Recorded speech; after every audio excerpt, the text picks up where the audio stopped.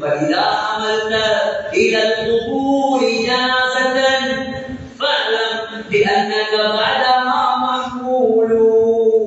மனிதனே, ஒவ்வொரு நாளும் ஜனாசாவை சுமந்து செல்லும் பொழுது நன்றாக உங்க உள்ளத்துல பதிய வைத்துக் கொள், உன்னையும் ஒரு நாளைக்கு இப்படித்தான் கூட்டிட்டு போவோம்.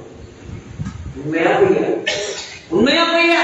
யாராவது பொய் சொல்ல மாட்டீங்க. நீ எத்தனை ஜனாசாவை கூட்டி உலகத்தை ஆண்ட மிகப்பெரிய சர்வாதிகாரிகள் ஜெங்கிஸ் கான். ஜெங்கிஸ் கான் சொன்ன அர்த்தமே மங்கோலியா பாசையில உலகத்தின் தலைவர். ஜெங்கிஸ் சொன்னா உலகம், கான் சொன்னா தலைவர், உலகத்தையே ஆண்டவர் அர்த்தம். அவன் சங்கராத்தில் இருந்தான். ஈராக்ல மட்டும் 10 லட்சம் முஸ்லீம்களை கொலை செஞ்சார்.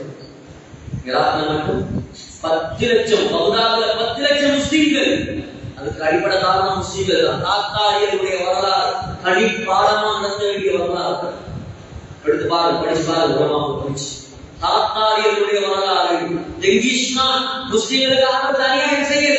ஒரு முஸ்லீம் தலைவர் செஞ்ச பாவம்னா, செஞ்ச குற்றம் தான் அவனை இவ்வளவு அநியாயம் செய்ய வச்சு. இமாம் புகாரி வாழ்ந்த புகாராவோட மாத்திரம் லட்சக்கணக்கான உலமாக்களை கொலை செஞ்சார்.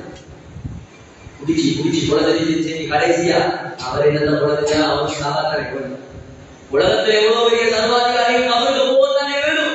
சகோதரர்களே, கடைசியா சதாத்துக்கு வந்தார் ஜெங்கிஸ் கான். சொன்னானா, நான் மௌத்தா போனா என்ற ஜனாசா வழியை கொண்டு போகும்போது 2 கையும் சந்தோக்கு வெளியே தொங்கணும். 2 கையும் சந்தோக்கு வெளியே தொங்கணும். முஸ்லீம்கள் மௌத்தானாங்க, முஸ்லீம்கள் இல்லாதவர்கள் மௌத்தானாங்க. எப்படி கொண்டு போற ஜனாசா? இடத்துல கொண்டு போவாங்க. அந்நியத்தோட ஜனாசா பண்ணிருப்பீங்க, தப்பி 2 வச்சிருமா. சொன்னானா, இந்த 2 கையையும் தொங்க போட்டு கொண்டு போ. ஏன் தெரியுமா? ஏன் தெரியுமா? உலகத்துல வாழக்கூடிய மக்கள் எல்லாம் விளங்கணும். உலகத்தையே கட்டியாண்ட ஜெங்கிஸ் கான் கூட கபருக்கு வெறும் கையோட தான் போவோம். உண்மையான செய்தியை சகோதரர்களே, 100 ஏக்கர் காணி இருக்கலாம், 50 ஏக்கர் காணி இருக்கலாம், 1 ஏக்கர் பள்ளி எழுதி வச்சியா, அதுதான் உண்ட கபருக்கு.